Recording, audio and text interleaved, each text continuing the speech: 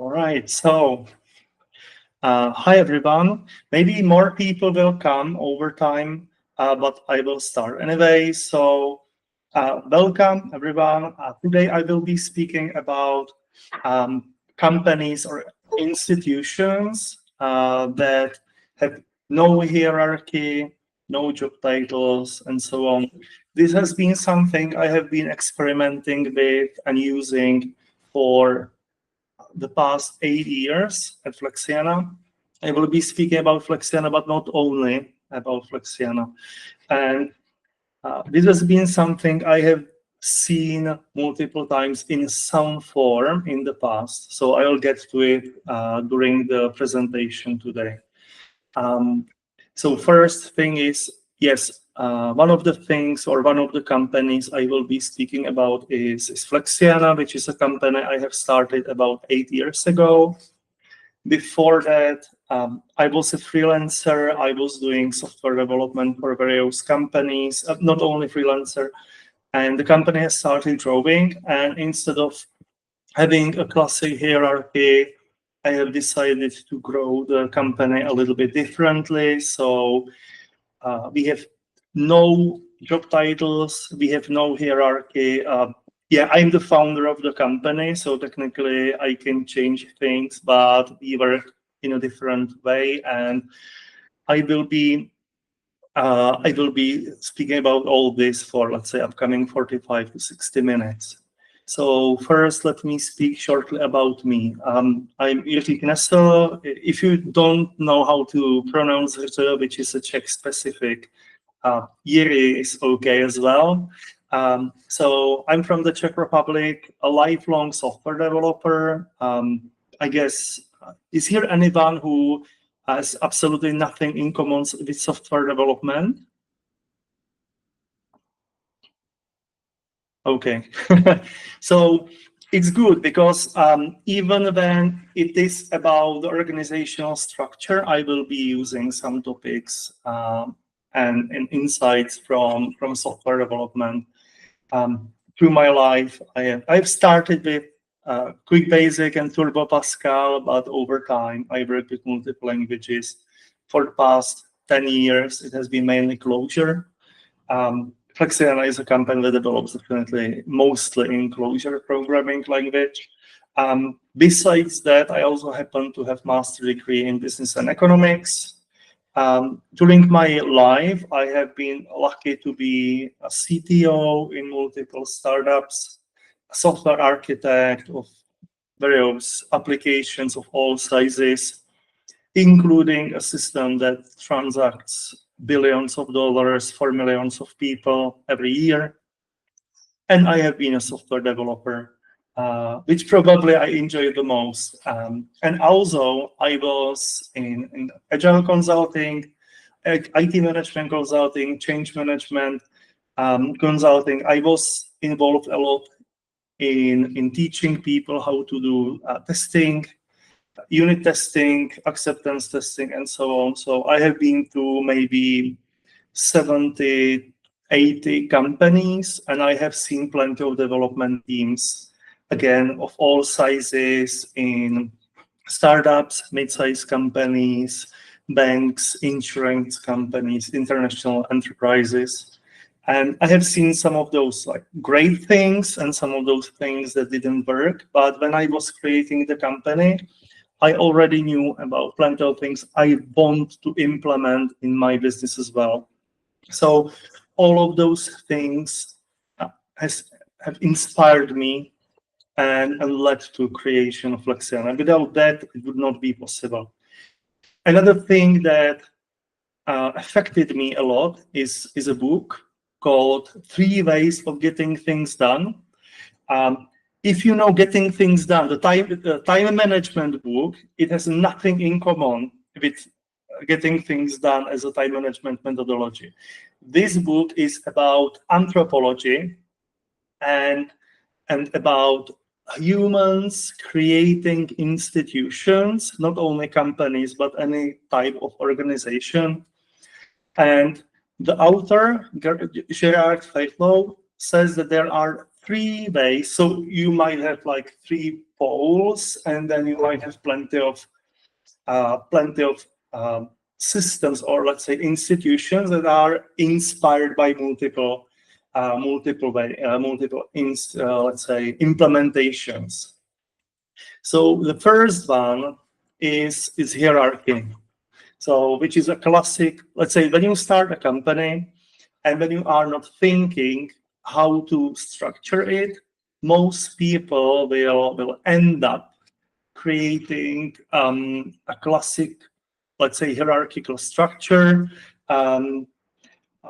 As a joke, Jordan Peterson sometimes speaks about lobsters, that even lobsters have hierarchies and they have primitive brains. So he sees that as a reason why hierarchy is natural, must occur even when you have an organism that has 100 or 1,000 times less brain cells than humans. So, and even when I was studying management, one of the teachers told us that when you don't study management, people usually end up creating hierarchy. So it's the most common approach, and it has certain advantages and disadvantages. When I will be speaking about central action and team action and learning, I mean central is, let's say, top management. Most of the time it might be top management, but those things from three ways of getting things done, it is generic, it's institution. So it does not have to be a company. So central action. So learning is how long does it take for either people in the center, the leaders, let's say, to learn about changes, and teams surround the center. So these are the people that might be individual contributors, or basically people in teams who deliver a certain value. So in hierarchy, the biggest problem of hierarchy is that it has slow central learning, because people who are learning about, like, does it work? Are there any issues? Do customers respond well to this new version? Do they use it? People in teams, those like team learning is fast, but because teams can't decide for themselves, they have to push this information towards the center, which means up in the hierarchy. And it takes a while because the center needs to hear this information multiple times to learn about this, to do change. So in hierarchical companies, plenty of bad things, processes that doesn't work, products that doesn't sell, and so on, might, for a very long time, especially in established organizations that have plenty of teams, many teams can be dysfunctional, products can be unsuccessful, and it takes a long time for the center to learn about it, decide on the action, and do the action and do some change. And the whole cycle of learning is much slower than it could be. But hierarchy also has advantage. And the advantage is that once the center decides that it wants to implement change in one or multiple teams, it can be very fast, because the center is the one who decides. So the teams get orders to be implemented, to be changed, and teams implement it. So once the center learns about it, which might be delayed, and makes a decision, the decision changes the organization quickly. So this is advantage of hierarchy. Next thing, if you want to think about hierarchy in some way, in software, you could see it as an equivalent of monolith architecture. Monolith architecture up to certain size is very efficient, very fast, easy to understand, easy to do changes. So It works for many companies, and the outcome of this call should not be hierarchy is bad for everybody. It might work for some. Then the other approach is heterarchy. Heterarchy is basically that everybody is equal with everybody else, which means that it might resemble, for example, democracy, and it works in a mode where central, so the center and the team is the same, everybody is equal. So if you want to change something, or if there is any change, you need to teach it to the majority of people, so they acknowledge that there is certain thing that needs to be changed. So it takes very long time. Then decision making takes very long time, and then action that happens also takes very long time, which, as you can see, is very slow, is the slowest approach to learn and to do changes. But at the same time, it's the most stable one.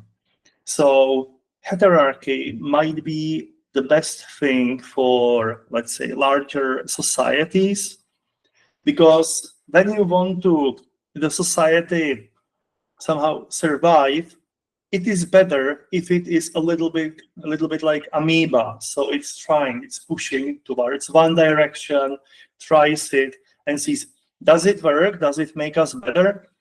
If yes, the rest of amoeba follows. And it's a very slow process. And if not, it just goes back. And you don't risk everything at one toss of the coin. It's slow.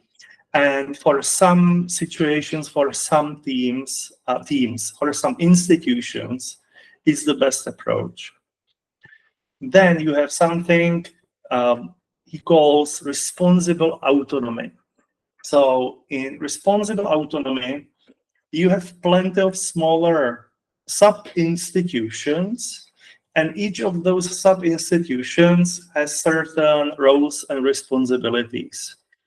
And inside of those organizations, you might have sub-organization and sub-sub-organization. So you might imagine you have a country.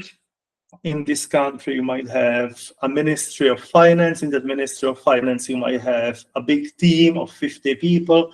And in this team of 50 people, you might have a team of 10 developers. And each of them might have certain level of freedom and independence. So when you have this, let's say, system where you have plenty of those teams, each have an interface that communicate with others, have responsibilities, and inside of this team have their own mechanisms how to organize themselves, it has also certain advantages and disadvantages. So the advantage is that you are locating learning and change in one place. So people who, for example, get a task to develop a mobile app, and they have everything they need. They have a UX designer, they have infrastructure, they have all roles in the team, a marketer, etc. They can release new version, see if it works. If not, do the change. Or they can say, okay, we will do pair programming every day, and we will try it for 2 weeks. And after 2 weeks, they can evaluate. Does it work? Is it good? If yes, they continue. If not, they abandon it.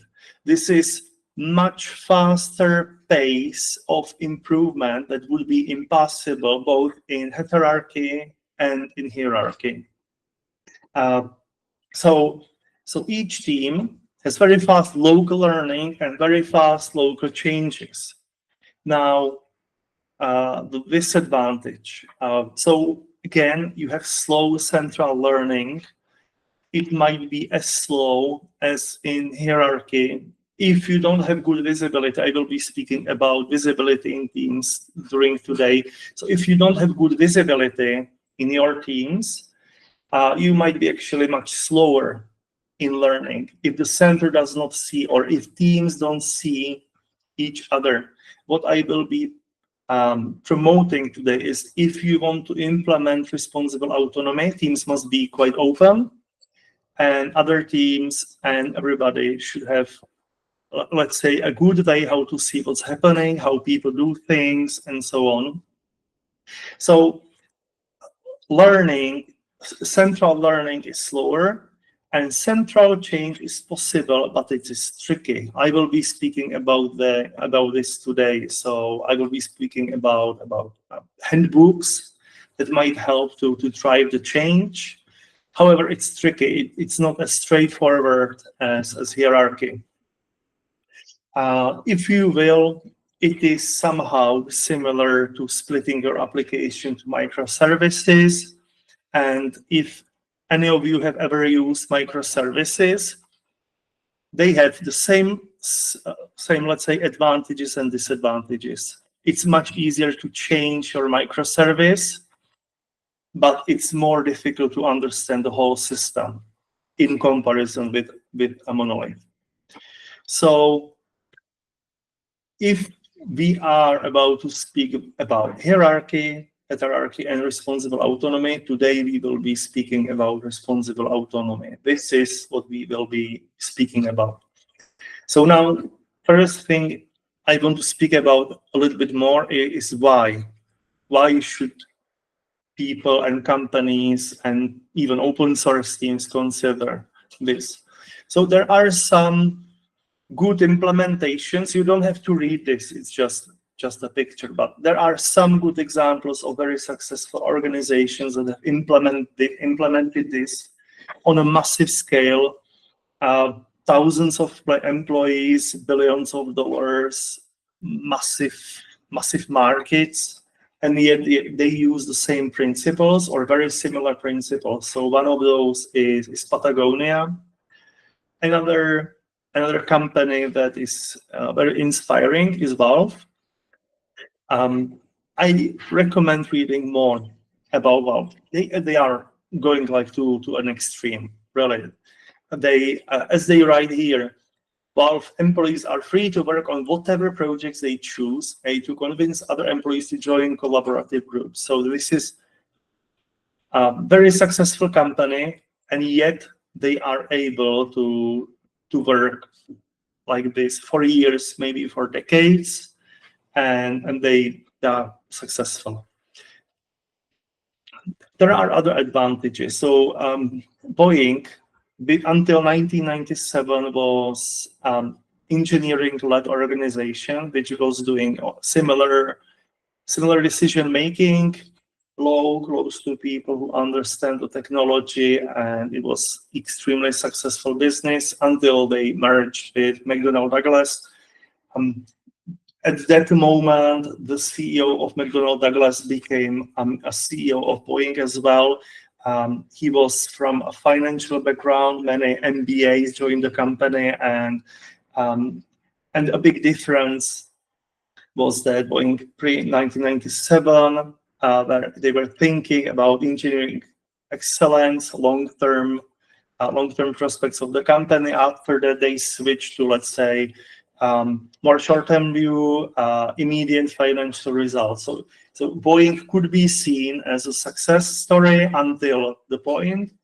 Another one is Lockheed Martin Skunk Works, which are usually kind of independent teams of extremely senior engineers, plane designers, and they have designed one of the coolest airplanes that have ever existed. And all this was created in small autonomous teams. So, of course, if we speak small, it might be still dozens of people, but we are speaking about machines that cost hundreds of millions of dollars. Another thing is, it is very attractive for people who are working in those companies because you have much more impact on how things are done, and you can influence all the decisions. You have more autonomy, freedom overall. You can grow more.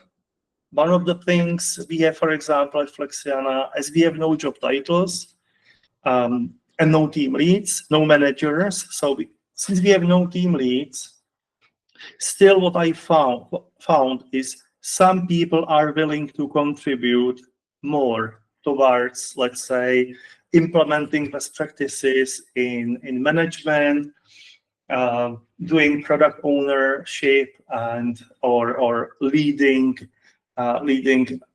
meetings, etc. But people can decide they are interested in people management, and they can start doing it. And if there is more people who want to do it, they can split the workload by half. Everybody is free to basically become a team lead, if you wish, and stop being a team lead. In those 8 years, I have seen this. One of our colleagues was doing this role for multiple years.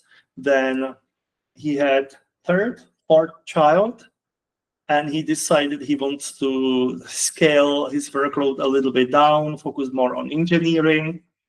So he stepped down and no longer was doing this role, and it was perfectly okay. And the rest of the team filled up for him. So there is a lot of space for personal growth. You can do plenty of cool things really fast because you don't need to ask for permission. And we are trying to achieve real meritocracy. So the decisions are done because these are the best decisions, not because the boss is saying to do it that way. Basically, in Flexiana, I'm the only boss, manager, and most of the time I'm not there. Most of the time, people are there in a team, and they decide themselves without anyone else giving them green or red to proceed or stop. And they do it great. It works. So speaking of cool things, we make software that transacts billions of dollars and make pharmaceutical research faster. We were working on a software that is used by 3,000 laboratories doing pharmaceutical research and plenty of other projects, let's say dozens of projects. I know still these planes are much cooler, but we are in information system web app development, but here we are. There are also drawbacks, and I must speak about the issues that exist in this approach. So first thing is engineers, especially software engineers, but I think it will be similar to many other roles that are similar to software engineers. They do it because they want to work with objects. They want to create new things in the world. And leading people and things related to management are not really attractive to plenty of people. So performance management, first thing, not everyone knows how to do performance management. And the second thing is not everyone wants to do performance management. Not many people feel good to say you are slow or you are doing bad work. Like I must say, especially let's say in Western Europe, in the USA, it's not very common. The most towards Eastern Europe you go, people are more open to tell to somebody that he is not doing a good job. But overall, many people don't want to give a negative feedback. Then overall, people management, when you are building a new team, especially when you are creating a new team, it's not easy. You have to pick right people. You need to get them together. You need them to build some meaningful relationships and to split their responsibilities in the way where everyone is contributing his or her best. And that's not automatic. Third thing is financial management. This is getting better, but when I was starting, for example, with software development, we were just playing with technologies. We loved building things, and the fact that some users were supposed to use it wasn't important. For us, it was important to make new things. And when you want to make products that are successful, you need to manage finance and you need to manage them well. So this is, for example, something where we always have some platform that is independent outside of the team that controls the money and every month evaluates if we are spending money well. Another thing is management of shiny object syndrome. So very often when you want to achieve something as an organization, the most efficient solution might be very boring, like using an Excel sheet.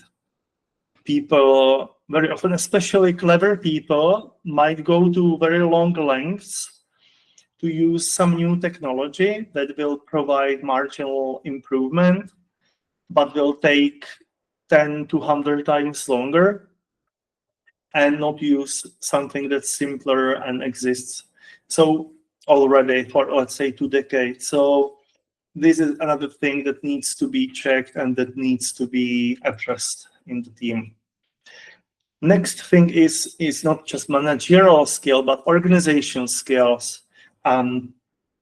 There are plenty of developers, maybe some of you is an example of that. There are plenty of developers who never in his or her life sent a calendar invite. Like there are developers who don't use calendar. They might have a paper calendar on the table, and if they get an invite, they write it down to the paper calendar. I have seen it.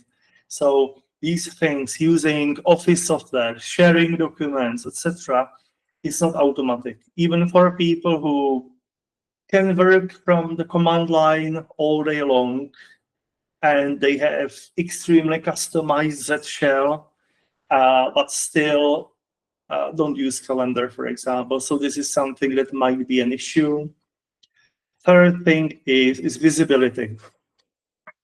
I must say, very often in companies, when you look at them, team lead knows what's happening in his team or her team. Then the manager knows what team leads are doing, etc. But when you are trying to make the organization more flat, you need to keep this level of visibility, which means you have to give the team the same amount of visibility as the team lead would have. So it is tricky because you have to balance certain things. We have been experimenting multiple times, for example, with an approach that the team decides how will people split raises of salaries among themselves. What has happened to me multiple times is that openly the team told, okay, we will split equally, and then in a private message, they wrote me, yeah, we split it equally, but I think I am the most productive and I was working the hardest for the team, I deserve more on top of what was budgeted. So this is something that's happening. Or you might have a team member, two team members, one of them is not very productive in that team because he is doing job interviews. The team doesn't know how much time is spent doing interviews and speaking with candidates. And the other developer secretly has a second job. And this has happened to us as well. From the outside, when you look at the team, okay, both of those guys commit significantly less than the rest of us. And if the rest of the company is okay with the one developer who is doing some interviews, but nobody knows how much time it takes, and the other developer also does not make a lot of commits, it's probably okay. But it's okay for the first developer, but it's not okay for the second developer. Now, I don't want to say that you can measure productivity of developers by commits, but you should get the whole visibility. So when you see, okay, this developer is doing a lot of work on the code base, and this developer does not, but he's doing something else. And when it's visible, you can see, okay, it all makes sense now. This guy is doing plenty of other things and is communicating other channels and so on. And the fourth thing is, I was speaking about that, is openness, which is tricky.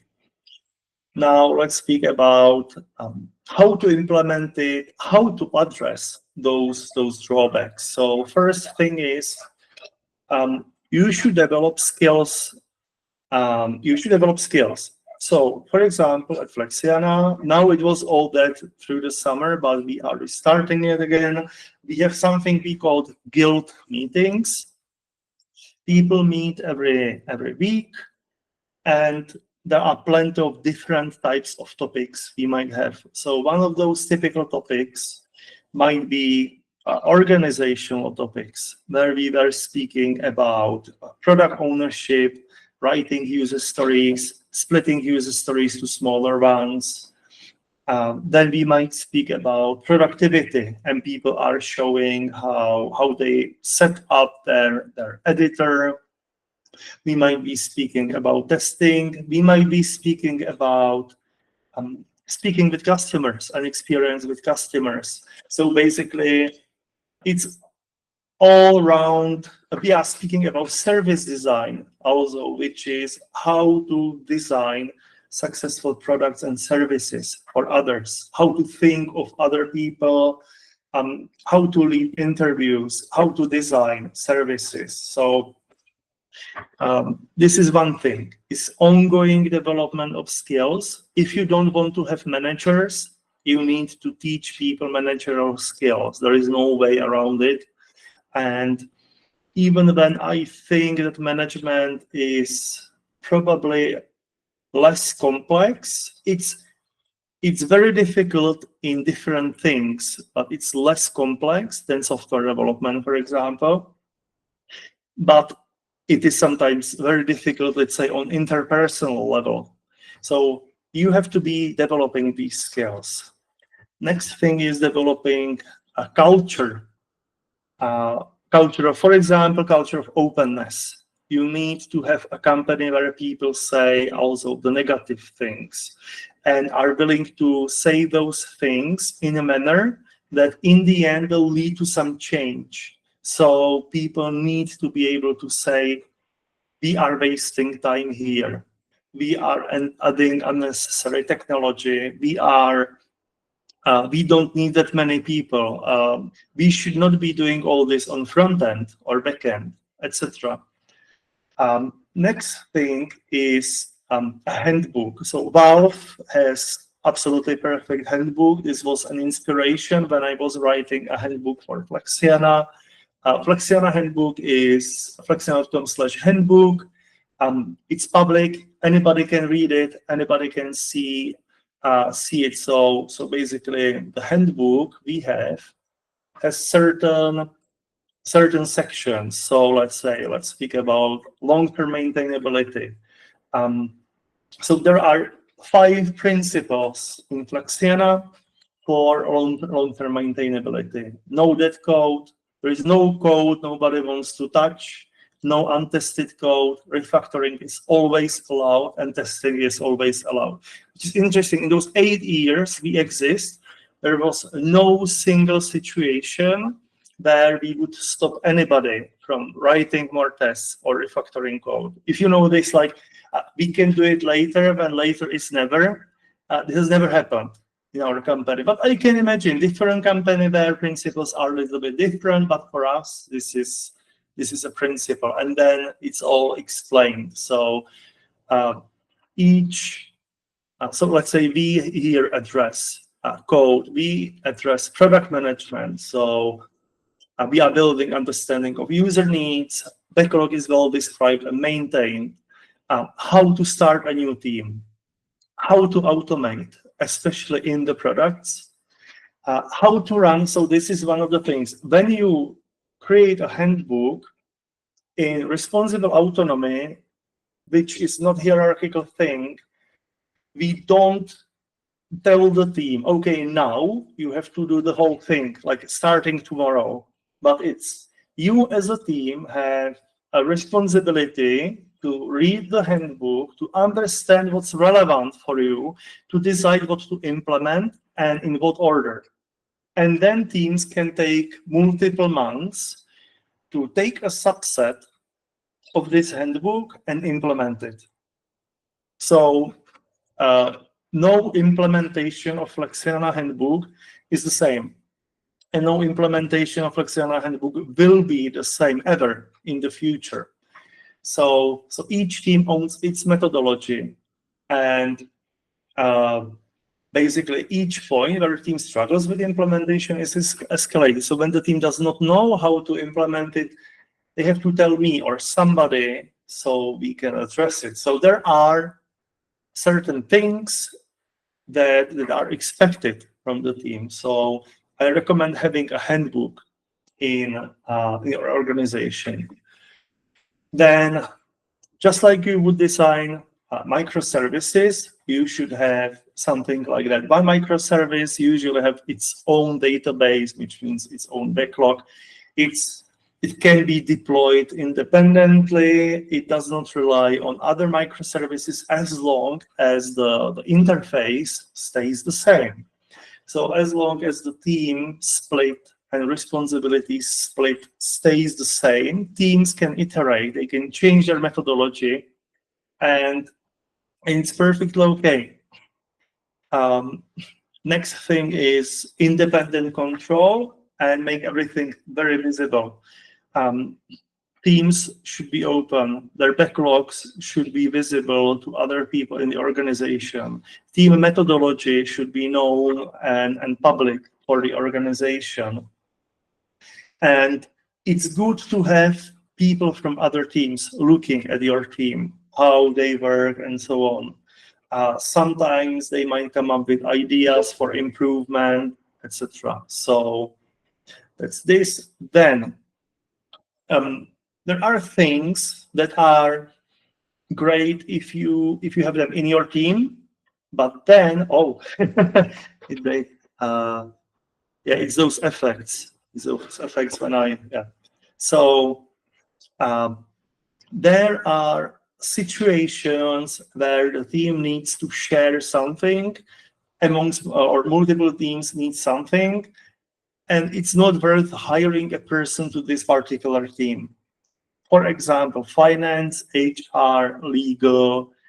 Most often, the team does not need their own accountant or financial controller or financial manager. Usually, a team does not need their own HR person. So for those things, it's actually good to have some common platform in your company. And on top of this platform, you have those teams where each team owns some part of the business product, or if the company has multiple products, this team might own the whole product. Then those teams are giving tasks to each other. I consider it as a best practice to have one place where teams are giving tasks to other teams. At Flexiana, we are using Notion, but Asana, Trello, whatever, many other tools can be used for this. So basically, what you want to achieve is that all people, all the teams that give tasks, let's say to your team, it's coming to one backlog. So you have one ordered list that's prioritized. And you take tasks from the top. And if usually people have to add things to the bottom. And if they want to skip in a queue, there must be some process that's agreed and used across the whole organization. Usually it might be if we need it for legal reasons, if it's hot fix, if it's prioritized because of business strategy, then it goes to the top. Otherwise, it goes to the bottom. I have implemented this in big companies. I have implemented exactly this process, for example, in Home Credit, which is a company with thousands of employees, 150 developers, multi-billion-dollar business, yet they were able to put all IT to one massive backlog with big tasks. And every single person in the company who wanted their initiatives developed, this person had to go to the board and to prioritize. So instead of teams having plenty of messages and tasks, and each of them trying to look like the most important one, it all ended up in one big backlog, and it was prioritized. So the team always knew what is the most important thing to work on. So this helps a lot, even when you have like those microservices, to still go through one queue per team. Next thing is, you need to hire right people. Sometimes you might find a person who otherwise is a great person, might be absolutely fantastic, but then the person, for example, only wants to get tasks and does not want to create their own tasks. It might not be a good fit. Next thing is, ask people to speak about problems, underperformance, and be very clear about responsibilities of each team. Now, scaling. So Flexiana is a company that usually our headcount is between 50 to 110 people from up to 38 countries. So very, very like all around the world. But you might scale even more. And when you look at, for example, org chart of Patagonia, they still have a CEO, they still have presidents of brands, they still have VPs, directors. So they are in this like hierarchy, responsible autonomy. They are taking things from hierarchy and they are taking things from responsible autonomy, and they are mixing it. You don't need to be extremist. You can experiment with your model. You can start with hierarchy and move more towards responsible autonomy, and it might be a good thing, and you can balance it over time. Another things I have learned. So another manifesto, or let's say recommendations. So Flexiana started as a company that was fully async, completely asynchronous. And we have started with everything being just a queue with no deadlines whatsoever. We have started as software craftsmanship was seen like, okay, we always need perfect code, very clean code, everything well tested, pair programming all the time. And we were happy when we were growing, and we were happy when we had more people in our teams. And now I believe all of those things were mistakes, were errors.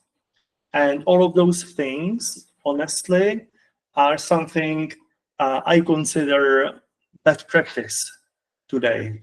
So I would say synchronous communication, at least some level of synchronous communication, is more productive than fully async. Even when we constantly have teams that are on both sides of Atlantic Ocean, still seeing each other multiple times per week can clarify plenty of problems. Discussions that we use Zulip, which is something like these discussions can go for days to resolve. When you jump on a call, you can do the decision, like open a mirror board, and in an hour or two, you might have a decision. The second thing, for first 3-4 years, Flexiana had no deadlines, like zero deadline. For the first years in our existence, we never had deadlines. We just had backlogs, queues, and people were expected to take tasks from the queue as fast as possible. So if people are utilized 100% and they work as much as they could, and you are hiring great people, it is optimal, right? No, it's not. Because actually deadlines give you some additional information. Deadlines tell you this block of features is worth for me only when it's all done, let's say, in 2 months. And we don't do that much estimates at Flexiana. Sometimes some companies do plenty of estimates. We do some estimates. Not all teams do estimates. So when there are some deadlines, the team has to think, can we deliver this in 1 month or 2 months or 2 weeks? And if not, they have to speak, and they have to speak with me, they have to speak with the customer, simplify things, prioritize things, and so on. So actually deadlines, and for some people, I know that for many people, estimates are hated, but they lead to a discussion about what's important, what is enough for customers, for example, to implement. Next thing, done over perfect. So I still consider myself a huge fan of software craftsmanship. And for many years, software craftsmanship for me was a synonym of clean code, always, and well-tested code, always. Now, we get to situations where we, for example, validate some idea for a product. And when you validate an idea for a product, I can tell you one thing. Most product ideas are not good. Most product ideas fail, but you know it only when you show it to somebody. So actually, it's better to create something hacky and show it to somebody. And if it works, and if people like it, it's worth, let's say, refactoring it or rewriting it in other technology. So sometimes the best practice is actually ugly code and no tests at all. And I would not agree with myself, let's say 4 or 5 years ago, but now I know that sometimes it's the best practice, and it is craftsmanship. And next thing is, I don't have any specified size for Flexiana. As long as I have somebody to speak with and build software with, I don't bound, let's say, my ego to the company size. I was as happy when we were 10 as I am happy when we are 100. But for many other people, it's not like this. They want to manage the big organization. But actually, when you think about it, when you add people, even when people are trying really hard, are good workers and so on, with each new person, when you have n people and when you add n plus one first person, you are adding n plus one new connections, communication channels to all this. So when you have, let's say, 7 people in your team, you have 21 connections between people. When you have 10 people in your team, you have 45. When you have, I don't know, 11 people in your team, you have 55. It grows exponentially. And so it's better to have smaller teams of really high-performing people. And always, now when I'm looking at tech companies, I am not looking at with high interest on organizations that have 3,000 engineers. I'm looking at companies that are able to deliver for millions of people with just 50 people, for example. So these are some things that I have learned and that I believe are good, and especially in the model, if you wanted to implement this model. Another thing, so yeah, hire more senior level people. I feel sorry for junior level people, especially at these times with AI and overall with financial crisis. It must be difficult for many to start a career, especially in tech, for example. This is the first in my lifetime situation what's happening now. But if you are a business, you are no charity. Your goal is to build products that succeed. And it's much better to do it with fewer senior level people than with more junior level people. And you should expect everyone to be excellent in your team. The fact that somebody is excellent in one company and one team does not mean that this person will be excellent in another company. This has happened to me. I was in one team, I was doing perfectly.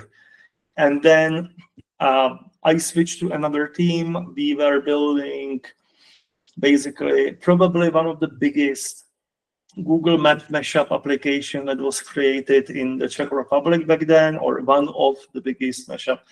And I weren't interested in building mashups over maps. But initially the application was about something else, about planning trips, and it has evolved this way. And suddenly I wasn't excellent in the team, so I left. And it was good for me, and it was good for the team. So expect everyone to be excellent for the team.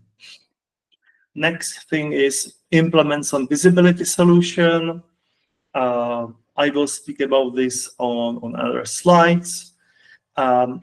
Create common platform if you share one person across multiple teams. Teams must deliver value. You need to create those objectives and performance. You must say what you expect the teams to deliver. You can't just like say, develop this system without telling what the customer expects, how much time they want to spend, what are their limitations, when should be the first release, let's say, even if it will have just 10% of features, for example. And have some ongoing initiative, let's say every week, 1 hour, people speaking about people management, performance management, how to do various managerial things, how to clean backlog. All of those things should be taught to everybody in the team. Now about visibility solution. So we are developing our own product, GitReview, which is basically a BI software where you can import any form of data. We have support for GitHub, GitLab, Sentry, Slack, Google Calendar, what else? But basically all of those integrations are just AWS Lambda functions. So anything, even internal systems, can be integrated, and anything can be visualized. So it's just React template. So I don't want to spend too much time pitching our own solution, but if you want it, we are looking for early adopters, so you can try GitReview for free. We will set it up for you. So you might have those screens where you can see, for example, for an individual, what commits he did, pull requests, what issues, how did it all ended up in the continuous integration server. So have some visibility solution. I can imagine building your own visibility solution in something like Power BI. People could potentially hack Grafana to do this if you are into it. So options exist. Now AI. I think that AI will make all of this I'm speaking about easier. It will make it simpler. First thing is, so overall AI, like it has these generalist skills and middle management skills. It wants to do it. It will help you. It has all of those office skills, and is now being integrated into all B2B products. So, for example, in Zulip, we have developed our own bot that reads all messages, and you can chat with the AI directly in Zulip. I believe something like this must exist for Slack if you are using Slack. So, for example, you can get meeting summaries.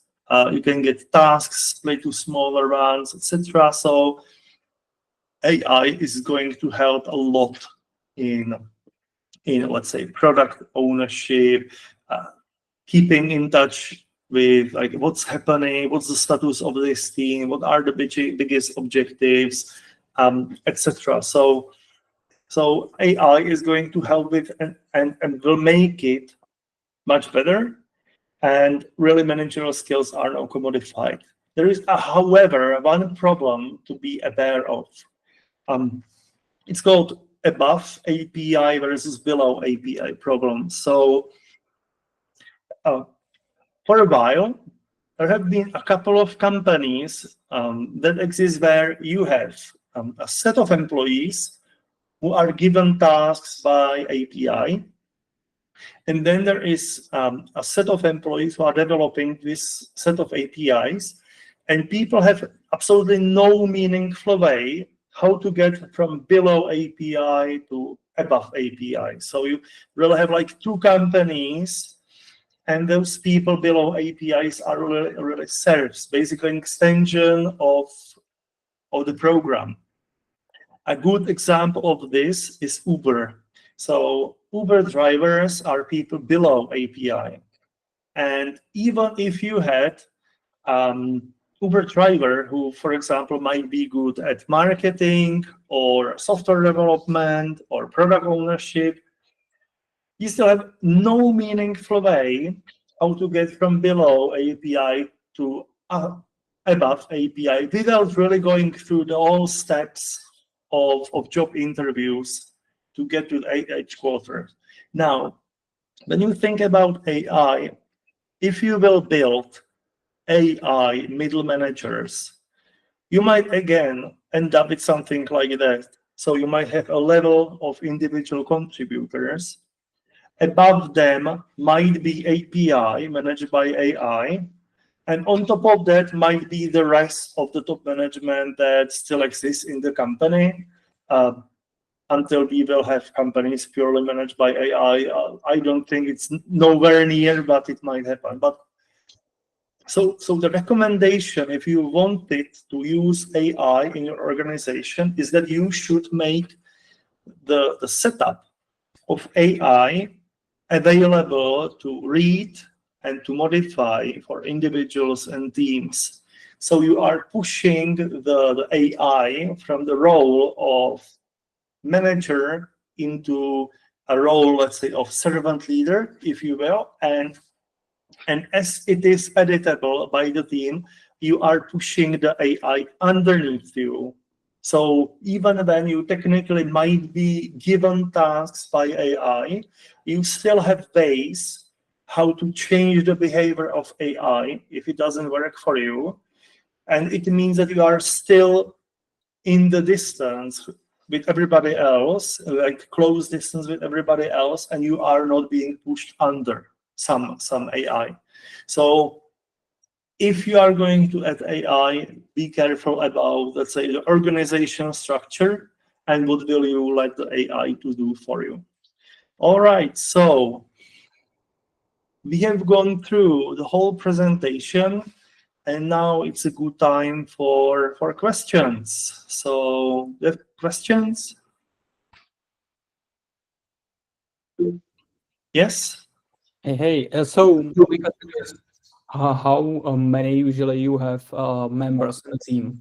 Because you mentioned that too many people in one team is in fact ineffective. So how many people in average? Yes. So basically, what used to be the recommendation is 7 plus minus 2, but what we see at Flexiana is that usually we have smaller teams, and people gravitate towards 5 people. And when we get to the situation where there is 7, 8 people in the team, people start speaking about splitting the team to 2 teams. So I would say, but it might be, it's also one of the things I was taught in the university is that it's culture dependent. And for example, people in Nordic countries are, let's say, more independent and can work in larger teams because they don't need that much oversight. So they don't need that many managers and can work more like a network of contractors or independents. And then you might have cultures where you need really like small teams and a lot of control. But in, let's say, European space, I would expect something like 5 to 7 people per team. Okay, Thank you. Okay. Yes. Yes, I would like to ask, how do you choose people for specific teams? Because I think this is quite challenging to find right people for the right team. Yeah. One thing which is a limitation is I need to know these people. I need to spend some time with them. For a long time, we always had, we still have something we call open source team. Initially, the purpose was to build open source only. Now we are also building, let's say, internal tools, etc. And I am involved with those people a lot. So there is a couple of people here from Flexiana, Christian, for example. And when Christian was hired to Flexiana, we have seen each other many times on various meetings and so on, before he got to some team where he is working for a customer. So you need to know who those people are, and you need to see them, how they work, and see their personality, see how they communicate.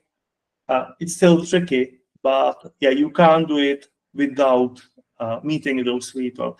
It would be difficult to just hire a person, drop the person to the team, and walk away. When you walk away, you are on a huge risk that like maybe tens of percent that this person will fail in the team, because we definitely give less instructions and more freedom, and not everybody prospers in this. So first thing is to learn who the person is. Second thing is we, for example, had a system. We don't do it that much now, buddies. So when you are onboarded, you have another person who is there to help you. And of course, when I reach out, I don't only reach to the person, but I reach about the body to learn how this person is working and so on. Third thing is we have this visibility solution. So even when the person is onboarded and is working on something internal, I still see usually him, how he's working, what are his outcomes, and so on, how he struggles. In the future, in Git Trivia, we will have a feature where we will have we will pick examples of people who were onboarded successfully, people who were onboarded unsuccessfully, and people who are onboarded right now in a timeline to see how they started contributing, story points, going to meetings, doing things, and so on. So I will be able to see if this person is more like somebody who succeeds or more like somebody who failed during, let's say, first 3 months. So this visibility solution, some visibility solution, I don't say that you need to use Git Review, but it will be really useful for it. So some visibility solution might help. Number 4 is when you are hiring people, you should have really good people doing the interviews. Ideally, when you have a feeling, okay, this person might go to this team, somebody from the team who is very senior level should do at least one round of interviews and give a feedback about the candidate. So this is what we do too, that when it's possible, people from the team interview newcomers to the team. It has happened, like it's happening right now with one of our teams. There might be more things, but it's not one thing you need to do. You have to do multiple. Thank you. And if I may ask, how long is the probation period for the new team member, or after what time you decide, yes, we are happy with this Yes. person or not? 2 months are enough for us. It depends a lot on the situation. For example, when you have a team that's using some established framework where each project looks very similar, like in Python world, Django, all Django projects look alike. In PHP, all Laravel projects look alike. In Ruby, all the Rails projects looking like, I can imagine dropping a person in the team and speaking on, let's say, the code level. This person might be immediately productive. Now, still, you need to learn how to read the backlog, understand the terminology, understand what is being built, how it's used, different ways. So these things might be a failure, but if you explain exactly, you will, for example, do this, and if the person says, oh, I have 7 years of experience with Django, you can really quickly find out if somebody is learning Django at the job or really like can go and do changes. So in those types of frameworks, you can see the change, you can see the technical capabilities immediately. If you are working, for example, if you are in tech and we work with dev stacks, it might take longer because each dev stack is usually unique. We work most often in Clojure, and even when we have a framework, this framework is built, let's say, on top of a dev stack, a set of libraries used in the ecosystem, quite like default ones. And when somebody new comes, this person usually does not have exactly the same experience. So there must be some longer time to get to it. So, but if you are using some, let's say, standard technology, it's really about learning those hows, about the problem domain and other processes around it. Thank you very much. Yeah, no problem. All right.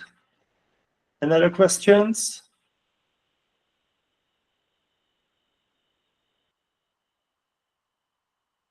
Okay, if there are no more questions, I would like to thank you a lot.